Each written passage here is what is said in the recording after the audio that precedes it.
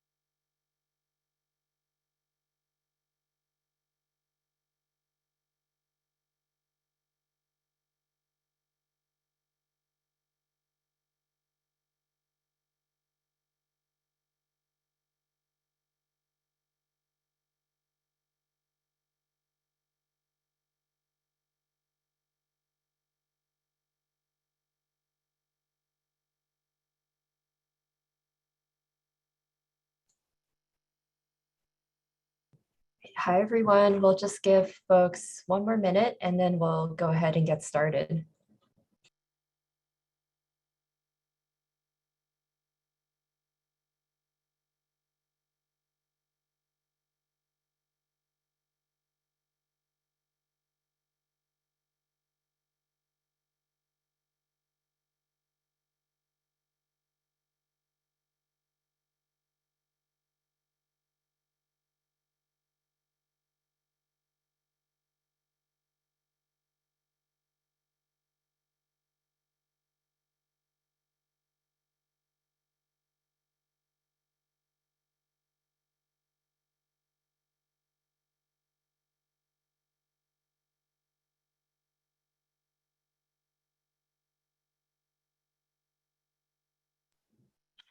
All right, hi everyone. We'll go ahead and get started.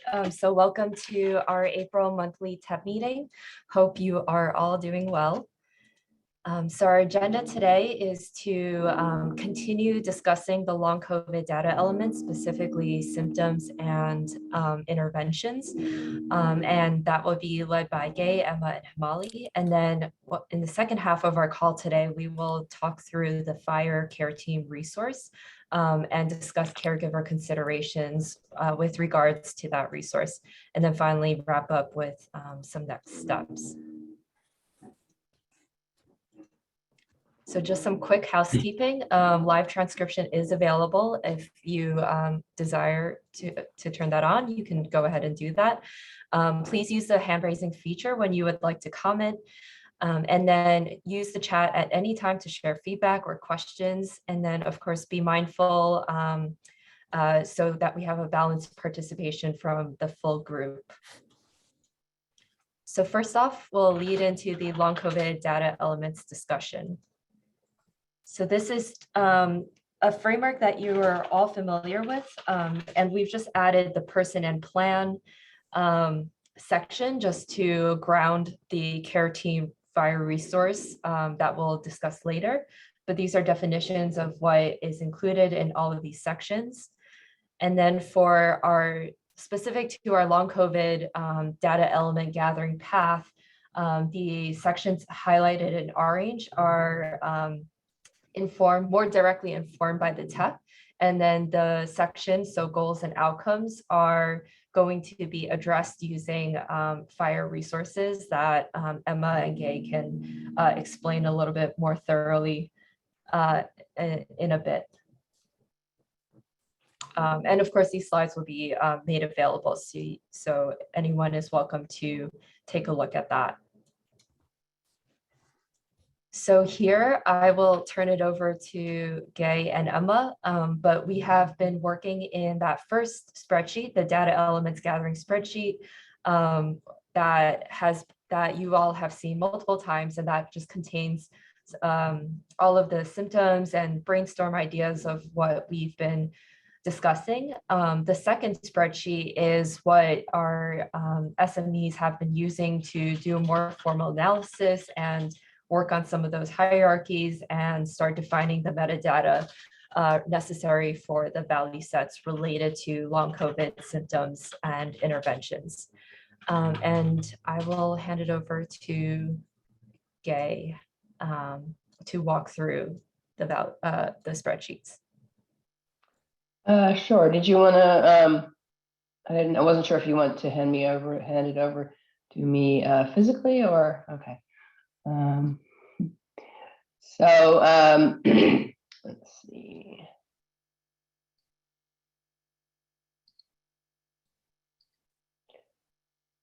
So as can you see this spreadsheet? A spreadsheet coming up? Yes. Yes. Oh, okay. Good. And I apologize in advance. My voice is a little funky. I'm getting over a cold that I contracted from my grandchildren, not COVID. But it sure is hanging on. So from the spreadsheet that was mentioned earlier where we were gathering, I think I have it here too, yeah. Just wanted to sort of draw the corollary. If this is the right one. Yeah, so this is the spreadsheet that we've been gathering your expertise input on from with respect to symptoms. We're mostly focusing on symptoms right now, but of course we do have to represent in the implementation guide that the actual diagnosis as well. So with each one of these symptoms, there are many types in terms of standardized codes, many codes in most cases for each of these things. And so we've taken this, this valuable input that you've given us and started to create an analysis spreadsheet that includes not only the what we will be developing into value sets that have not yet been developed, but also will include information about what profile will be representing that within the implementation guide. Now, profiles are more specified FHIR resources, and you know, if that space is all you know, unknown to you, that's okay. But we'll go over a little bit of the elements that are included in those profiles to represent all of the metadata, if you will, or the details of that particular concept. But for now, we wanted to show you on this first page, classifying presently the symptoms and the diagnoses as health concerns.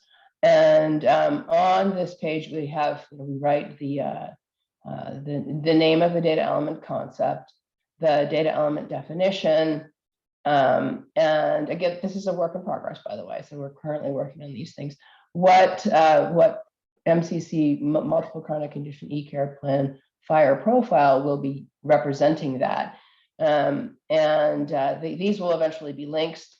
In the previous, we've had some discussions on previous calls, how we're restructuring the IG, and we're creating, rather than creating what would end up being 1,000, say, profiles, we actually are creating a base, several base profiles that out of that the value sets will point to, rather than actually creating many profiles. And so we've talked about that a couple of times, and this is the representation of that. And so this will be a link to that, in this case, the base condition profile. And then for the symptoms, we're focusing on symptoms for this call, by the way. So I just wanted to kind of show you that structure.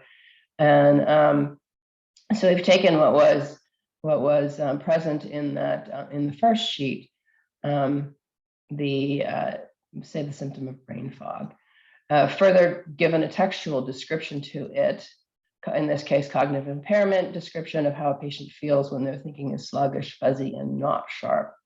We will be representing that in something called the MCC symptom observation profile. This has not yet been built. We didn't actually have a basic observation profile in the first draft of the implementation guide, so that has yet to be built.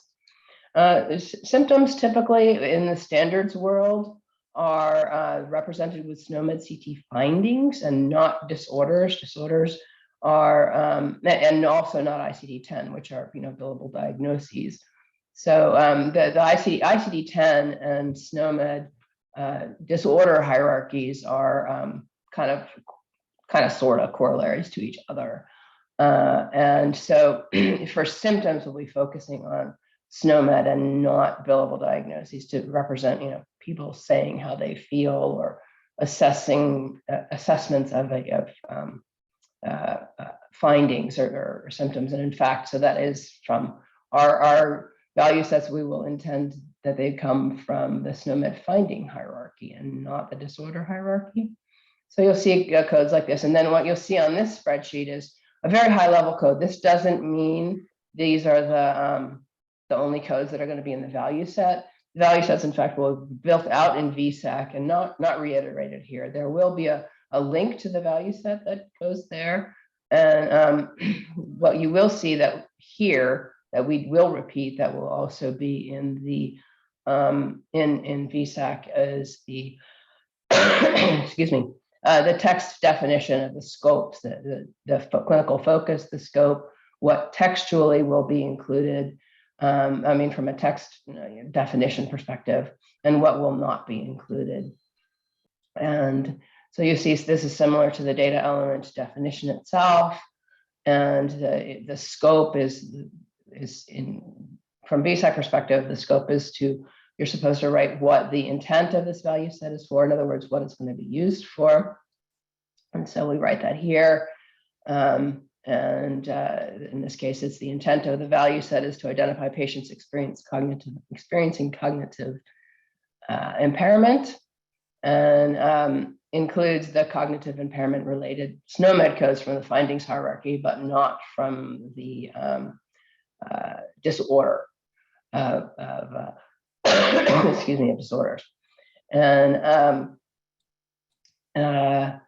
so that these will, once these have not yet been built yet, but will be built in fairly short order, definitely built and reviewed and finalized before the end of May.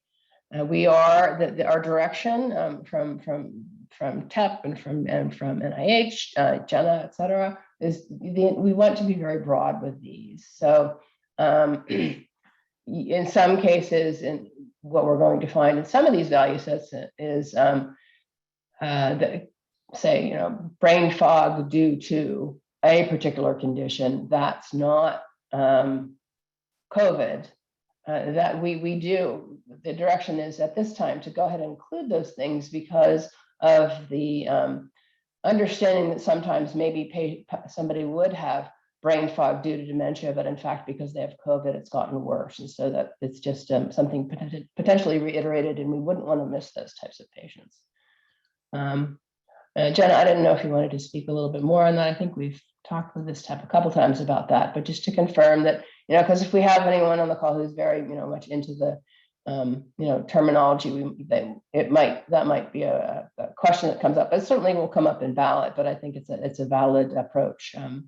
Interested in getting some feedback on that if folks are. Yeah, just to add, I think it also fits with the multiple chronic conditions approach of our overarching project, wherein, as Gay said, people might have cognitive impairment related to something else that could be either exacerbated by COVID or, still exist despite the COVID, that you would want to know about in terms of management. So we thought it was better to be broad and inclusive, but certainly would welcome comments and thoughts from the TEP if anybody disagrees or thinks that might not be the best approach.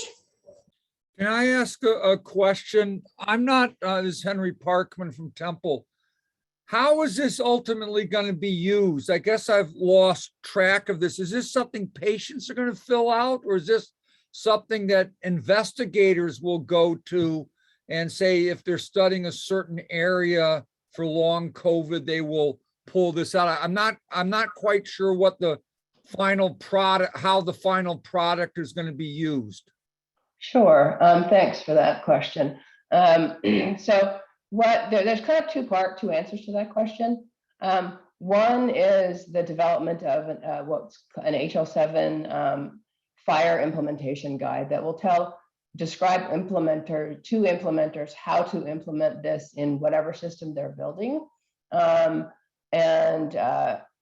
excuse me, and how to represent various things such as a condition. Now, showing this to you with the caveat of these are going to be generalized a little bit, but it provides fairly detailed information about how a technical implementer will implement. But it's, and I'm saying the guide is focused on implementers, but it's also, very much informed by clinical need and clinical definition. And there are, informaticists, clinicians will also find this very interesting. So say a physician or a nurse lead of an implementation could also find this guide very valuable. But it provides very detailed information about what things are required and code. Now, this is going to be, again, structured a little bit different manner, but you will have this value set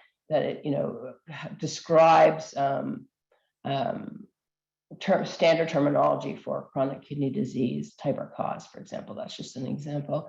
And then the other aspect of this is the application. And I forget if we're talking about the app at all today, Karen, are we?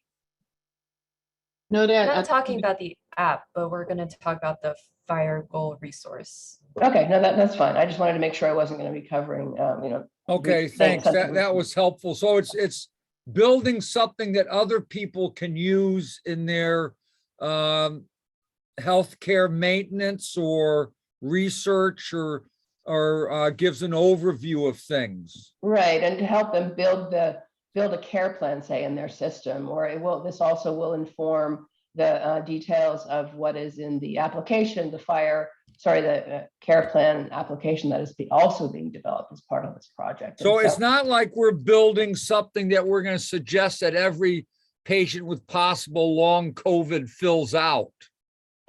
No, but there is intended to be interaction on the application that, say something that somebody might use on their phone, and this would inform a developer on how to build that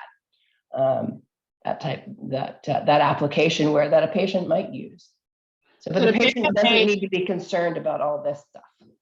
Yeah, the patient, if the patient is using anything, they will just fill in today, like what they usually fill in. Sometimes before a patient visit, the doctor would send them something that says, answer these questions. And the patient will answer those questions. Now, what the developer does on the back end, without the patient being involved, they would take that data and construct these fire resources in order for us to be able to get it to the doctor system, or for the doctor system to get it to a researcher system, that kind of thing. So that's what we use the fire resource for, to get the data from one system to another system. Right, and so a clinician in their own system not related to this may enter some symptoms about a patient, or may enter so an ICD-10 code or a SNOMED code of a PASC diagnosis. And that won't really have anything, they won't even have any knowledge of this necessarily. But then when we go to pull all that information into an aggregated care plan, whether it's an application, in an application or in an EHR, why we would find any patient, the definition of that would enable us to find any patient that, say, had long COVID and, down the road, and has brain fog and has mood swings and has, lightheadedness. And when you're entering these things in into your EHR, hopefully in most cases you'll be, at least on the back end, capturing them either in SNOMED and or ICD. Okay, thank you. Sure. Excuse me. So that's the process that we're going through. The value sets will be built in the Value Set Authority Center. The value sets that are already built are also currently housed in there. And so, as we move along, those folks who are interested in, knowing if the specific value set has enough of the terms, and that we're not missing anything, we're more than happy to help folks review the down and dirty details of what are in the codes of the value sets.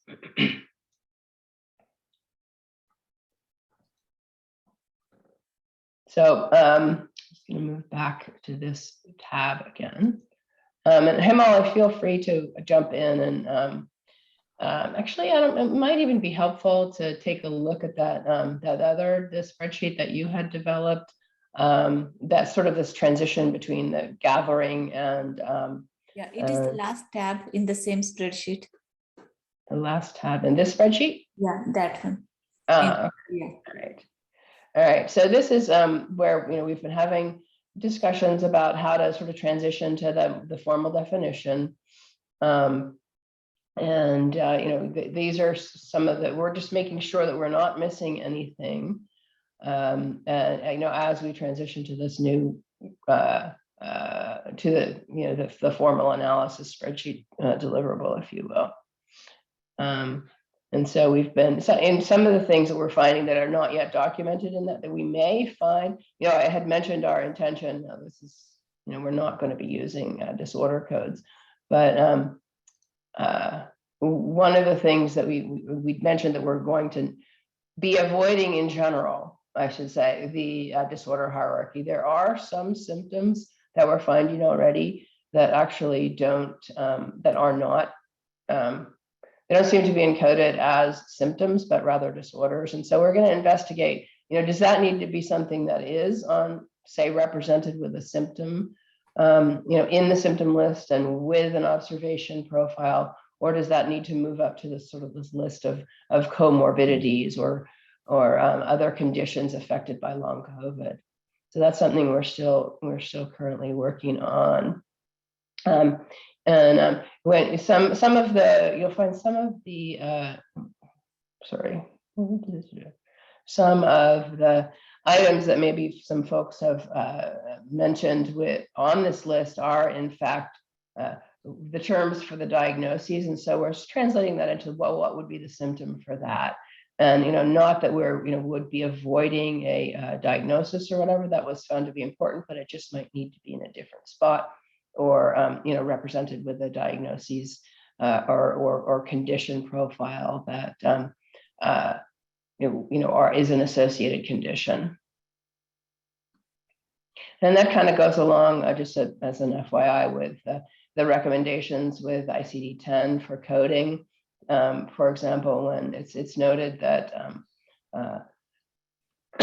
when you do use, say, the ICD-10 code for long COVID, they say, the coding rules say, please also include the actual conditions that the person also has that has been related to long COVID. For example, we say here, for example, for pulmonary fibrosis. So just from the patient perspective, I would just recommend reordering these and putting the physical symptoms first. As you know, it's a real point of sensitivity and pain with patient populations who are constantly being told you're just depressed, you just have anxiety, when there's physical abnormalities underpinning those. And so I would just recommend putting those first. And not to dismiss the fact that there are mental health symptoms, but the community generally sees kind of the physical symptoms come first, and the mental health symptoms are a result of the negative side effects of the comorbid. I would say the mental health conditions are a result of the physical health conditions because they are so horrible and result in depression and a lot of those different elements. So I just add that I think it's a real point of contention with patients, and I would just honestly, there was a really great study done by Patient-Led Research Collaborative, the characterizing symptoms of a 7-month cohort, And it identified the top 3 symptoms as fatigue, post-exertional malaise, and brain fog. So I would just start with the most commonly, I would take that list, that paper, take the most commonly reported symptoms, and then work backwards from the most common to the least common. And I think if you do that, those mental health concerns are going to topple to the bottom, and patients will be a lot happier to see that. I think, again, if you put depression number 1 or number 2, patients are going to be pissed. Sure. I totally get that. Just to call a point out that this is just an analysis spreadsheet. This isn't the representation in the implementation guide. I have a related comment though, because I actually think post-exertional malaise. Can I just clarify one thing? So, Okay. you know, what you guys are saying is I totally get it, but we have to figure out the way to reflect that in the implementation guide, because that's what's going to be published, and how to reflect that in the application that's developed. But and so that's, you know, super important point. This is just an analysis spreadsheet that will then be carried forward into the representation in the implementation guide, and guidance in the implementation guide. So that's guidance is where we should, in the implementation guide is where we will be capturing this very important information that you're talking about right now. No, and I have a comment about that, because I think, and I don't know how to solve it, so I should preface it by saying that. But Sure. This concept of post-exertional malaise is super important, right? Because a lot of the physical symptoms occur in the context of somebody getting worse after and it's delayed after like we putting overexertion in quotes because their energy ceiling is super low, but you know, and it could be physical, cognitive overexertion, emotional overexertion. And so that concept is a big component to when symptoms occur, or the context to which symptoms occur. And it's really hard to capture that with an ICD-10 because there isn't one, right? But like, it's more important than you might realize, because all of the pain stuff, all of the like, even the palpitations, the myalgias, if it's occurring in the context of sort of a recent overexertion, it might help the system to have a way to categorize post-exertional malaise first, right? But I don't know how to do that because I don't know that there's an ICD-10. I struggle with that at my local site as well, but it's a huge component to how you sort of think about the construct broadly. This part I think is really interesting to me is more. Oh, Emma, you're breaking up quite a bit, unless it's me. Is it something, you know, like when you, I'm sorry. Is that me? Am I the one? Or is everyone else hearing Emma? It Okay. might be me. It's breaking up for me too. Okay, Emma, you're breaking up quite a bit. Oh, okay. Sorry, I'll come. Sorry, I don't know. Yeah.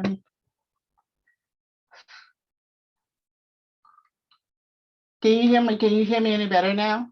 Yeah, sounds better. Okay, sorry about that. No, my question is, when you talk to somebody about post-malaise exertion and things like that, do you go into details as to how long has this been going on? What happens? Is it in the morning? You know, sort of HPI type questions and answers kind of situation. Is that what you need to be reflected or exchanged? You know how in HPI you talk about the quality and the how long has this been happening and the duration and the timing and all those kinds of things. Is this something that needs to be exchanged with along with the symptom? Because we get, and the reason why I asked that, we can it may not necessarily be captured using coding, but it can be captured using the resource, using the elements in the resource, going into like, you know, the value elements and things like that. No, I mean, I don't know the answer to that. In the practical level, when we're doing a patient interview, it's either you can do structured questionnaires. There are some validated questionnaires for post-exertional malaise that will ask people about, is your fatigue worse under a certain context, like the DePaul questionnaire, those kinds of things. So some programs will use that as part of their intake, right? But short of that, I mean, the HPI is a little bit organic. And so you can sort of get at it with a conversation around like, when they talk about the symptoms, like, what was the context? Was it happening after a day of running or whatever? Like, so you can then understand which symptoms are coming along with the post-exertional malaise, or is it independent of the fatigue and post-exertional malaise? But it's tough because I don't think there is an ICD-9 code, right? And so I don't pretend to have an answer for the challenge. Yeah, and I think we're, you know, not necessarily, I mean, we like that's one of the reasons why we're focusing on SNOMED symptoms, because there probably is not the right coverage in ICD. And then the other thing that the profiles allow that we're going to make sure we provide guidance around is allowing for the text, the capture of free text. So, the representation, where the systems allow the capture, but then the FHIR profiles also do allow the sharing of things that were entered in free text. And we're going to make sure that we provide guidance around that. So things like that might not be coded, even in SNOMED, will be available to be at least shared for clinician reading purposes. So you can share, you can describe exactly what's happening, and that can be exchanged as well. I'm just going to share a quick link to the NIH in the chat. They did publish a paper on post-exertional malaise in myalgic encephalomyelitis, and specifically how to characterize it. And I do believe that was intended to kind of be a roadmap moving forward for other medical professionals who needed to characterize post-exertional malaise. So that paper, I got the paper and the press release in there. Hopefully will be a helpful resource. I know that the post-exertional malaise experienced by MECFS patients is very similar, but not exact to those with long COVID. And so we can use that as a model or starting point. I don't want to necessarily replicate it, but that might be a useful resource. Great, thank you so much. It'll Thank you. definitely be a good resource for us. Okay, so in the interest of time, I do want to make sense to pivot to the care team resource, but we are saving the chat, so everything kind of mentioned there will be captured for inclusion.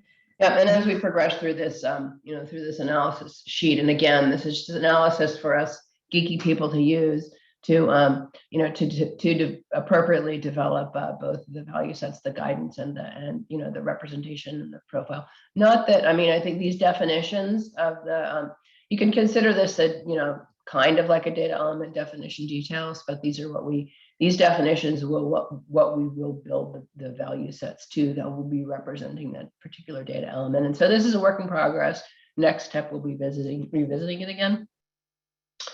Okay, so now we were going to move on to, let's see, making sure I got so many spreadsheets up here. I'll have to find out which one. Okay, I can share my screen too. Oh, great. Yeah, why don't you take it back, and I will. So you can. I'll hand it back to you. All right, so we are adding this to our references. So Emily, everything you've shared, and I didn't see the who shared the NIH resource, but we will make sure those are included. And turning over to the FHIR care team considerations. So Gay or Emma? I'll start it off and then I'll hand it over to Emma. Okay, and I also have the spreadsheet pulled up, so.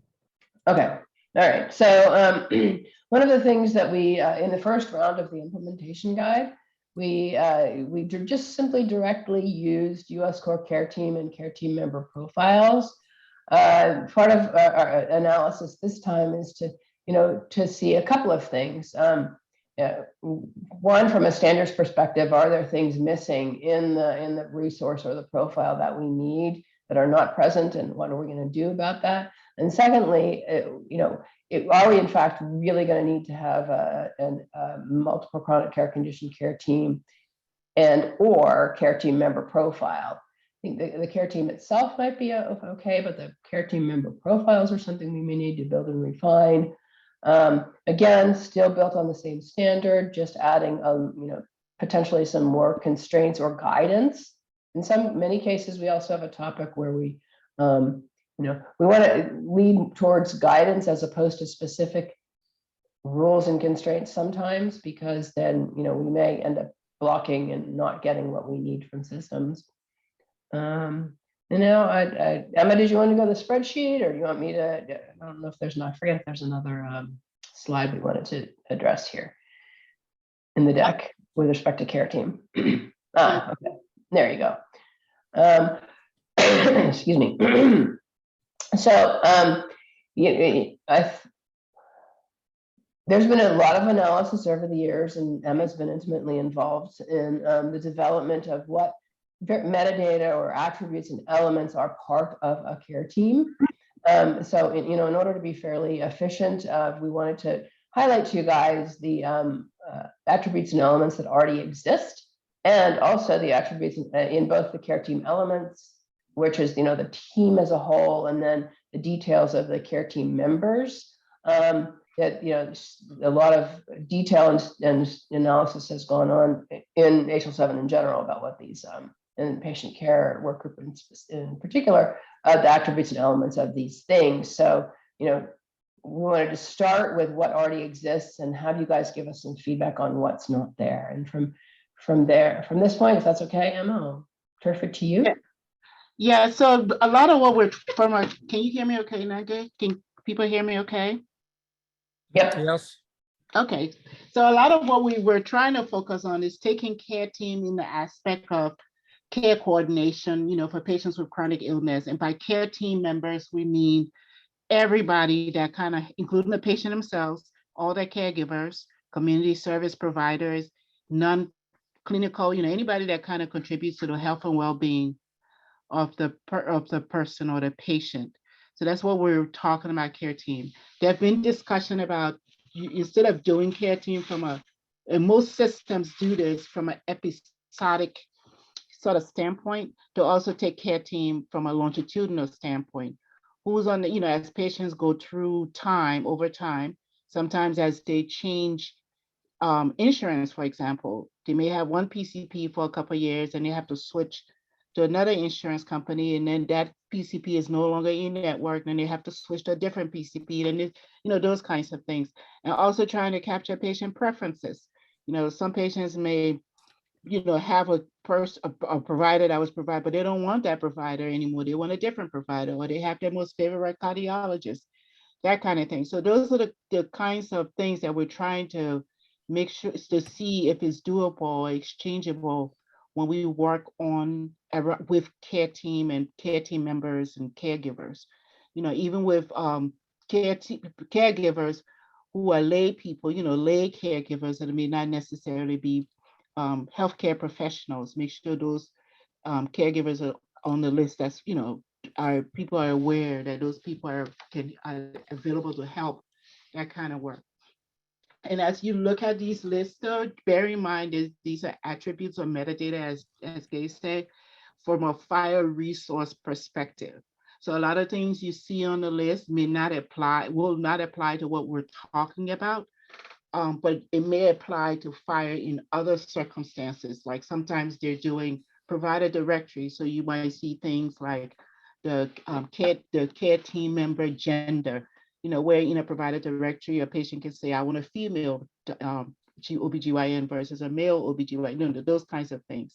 So that is, so as we look at, we just need some feedback from this group, from the TEP group, as to what do you think is most important for us to make sure that we can capture and exchange in these attributes about care team members.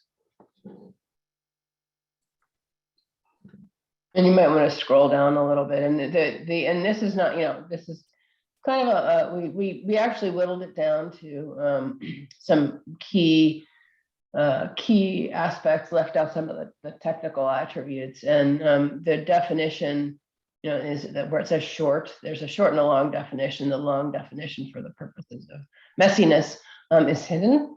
But this describes what this thing is. So if you think about the care team, a care team, and what are the important things about it, then that will help you as you take a look at this to see if you feel like something's been missing. And keep in mind that we realize it's very important to know details about the care team member, and that's captured there in that row 12 where you see care team participant member. That's a sort of what we call a reference out from one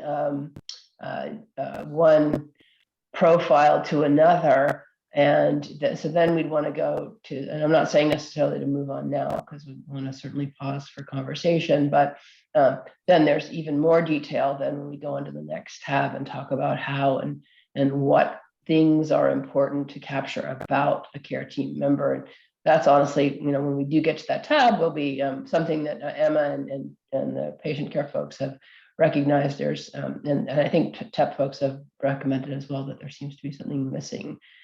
So, I'll pause on that and to see if there's any immediate questions, just that might help you with your individual analysis, or things you've noticed already about the team as a whole and in terms of attributes or elements found in column A.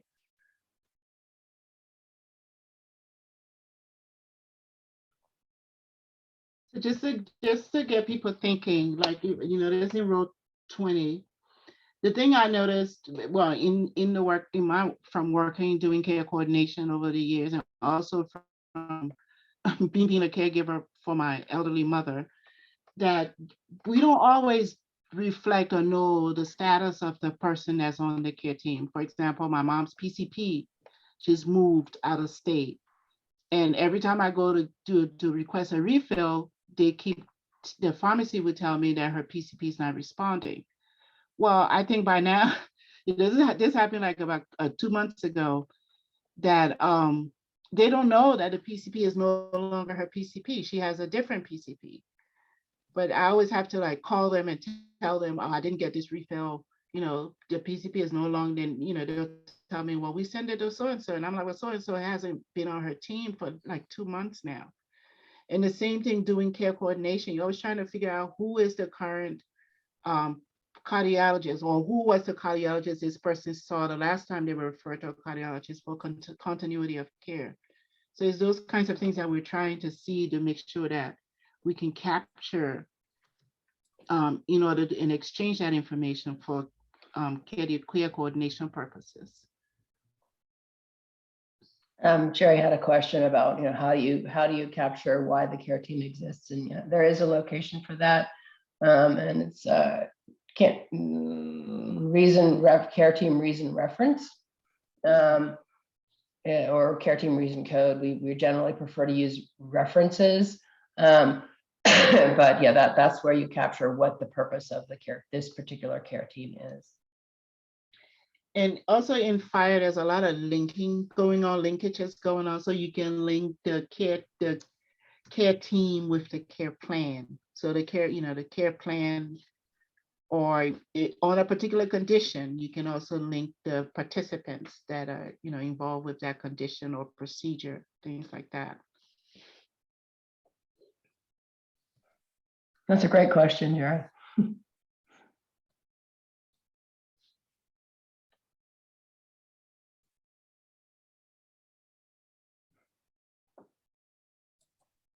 Any questions?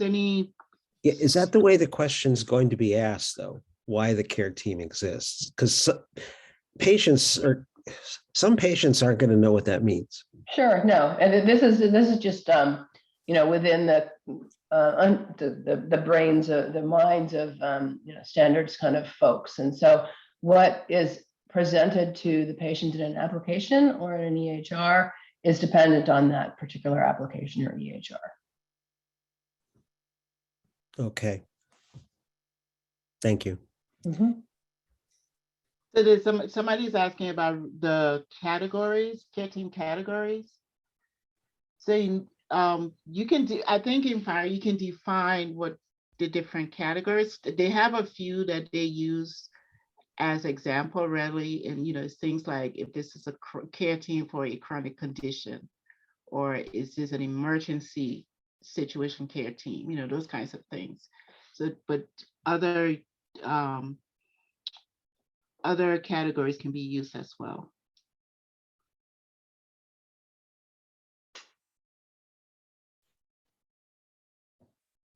Yeah, I think I saw another question come up. Sorry, I lost my lost the chat here a second.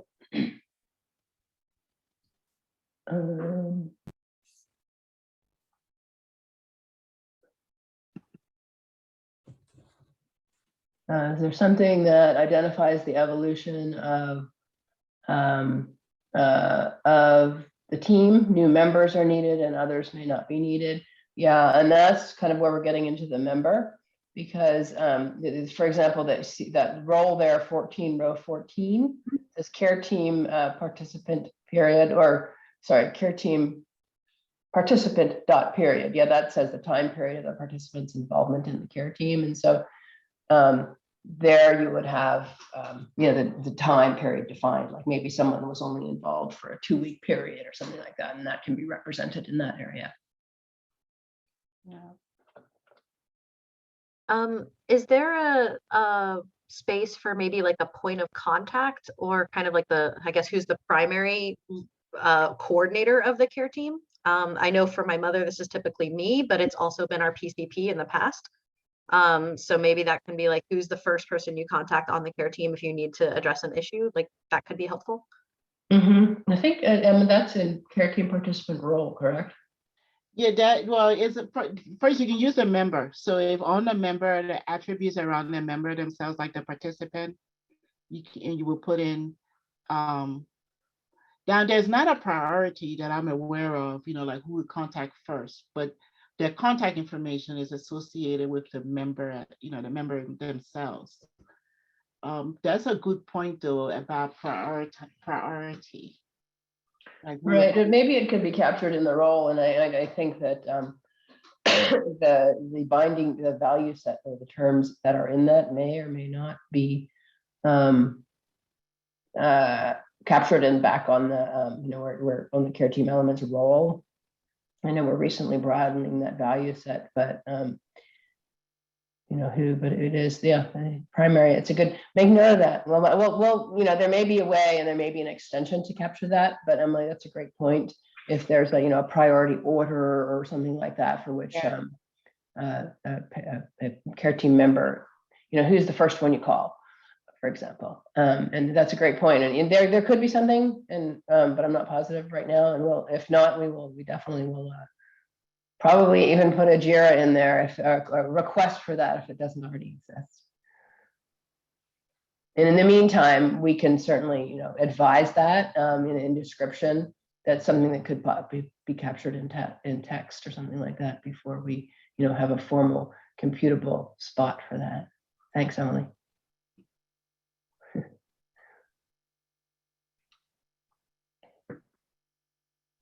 So again, here, I think we've got the care team member details up right now on the screen. And so this is, again, the attributes and elements. It talks about, whether this person is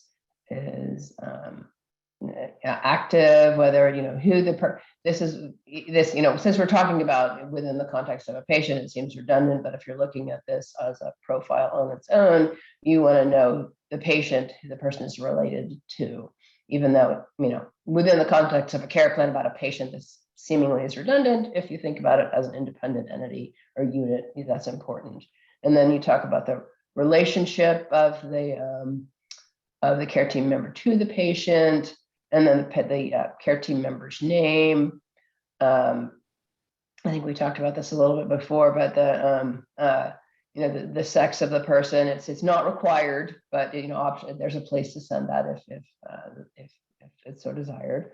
The birth date of the patient. Again, most of these elements are not required, but available for use. And so wasn't there something missing? There was a missing thing on the care team, Emma.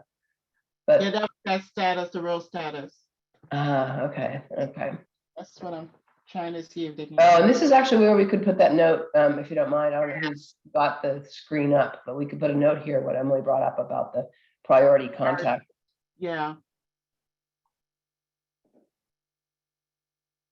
And we have a call at 4 o'clock today, so I will be asking. Yeah, it's like the order. It's almost like the order. What order should someone be? Yeah. Should the team be called in? Like who's called first? Who's on first?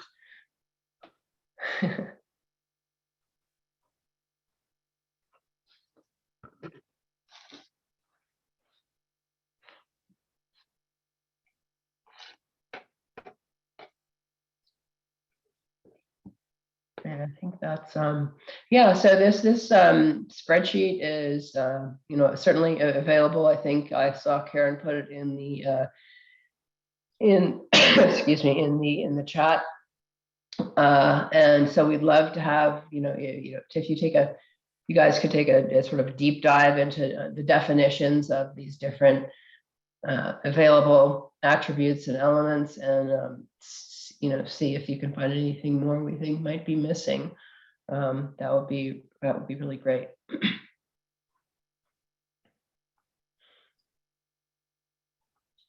Karen, is there anything else, or Emma, is there anything else that we wanted to ask? Make sure we ask or focus on with respect to care team and care team member.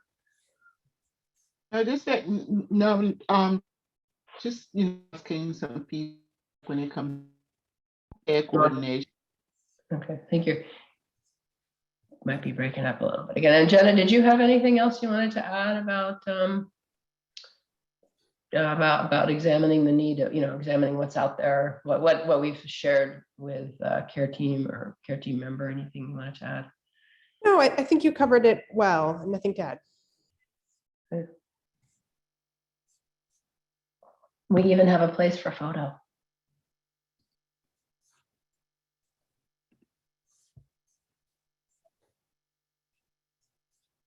All right, so in terms Sorry, of we did next, have one question I think that we didn't answer. Prati was asking if the communication with the first care team member is not yet acknowledged, how would you capture that? Yeah, that's a I good just write it. question. I don't know as if a there's note. oh, okay, you got that already. Okay, got it. That's sorry, I didn't see you had that. Thank you. All good. So Emma, you can also ask the group later today. Okay, I will. Okay. All right, so to close this out, homework is just to continue sharing feedback on any of the long COVID symptoms and interventions. Our team will work on, fleshing out that analysis spreadsheet a bit more. Our target date for having basically a near final spreadsheet with the long COVID symptoms submitted to this TEP on May 27th. So you'll have around 2 weeks to review before our June meeting, at which point we will aim to get approval for that, that value set. And then those value sets. And then in terms of the caregiver considerations, again, anything that comes to mind, any questions you may have around that resource, we would be happy to collect your feedback from that perspective as well. Our next TEP meeting is on May 3rd, so we look forward to chatting with you all again at that meeting. Thank you, everyone. Well, hey, thank you. That was very helpful. Thank Good. you. Actually, yeah, thank you very much. And I just wanted to remind folks with that, with both of the spreadsheets, that there is a hidden column in there that has a long description if you want more description about what that element is. And if Gay's still sick next month, she can fill out our long COVID questionnaire. That's right. Except for this, well, it was interesting because I had She had COVID January. earlier this year. Yeah, I had COVID that was very mild, but because I am boosted and all that stuff. But then, now I got hit with this. So now I'm wondering, maybe that's a new complication. What happens if you get COVID and then you get a regular cold later? Get your resistance down. Well, they have that new assay that tests for a variety of different things that just came out. Oh, yeah? Yeah, I think it's a swab that tests for COVID, influenza, rhinovirus. I think it tests for about 10 different things. Oy. Well, I'm getting better. So yeah, if I'm not better next time, we'll have another discussion. Okay. Thank you so much, everybody. It was great call. Thank you. Thank you. Bye-bye. Thanks, everyone.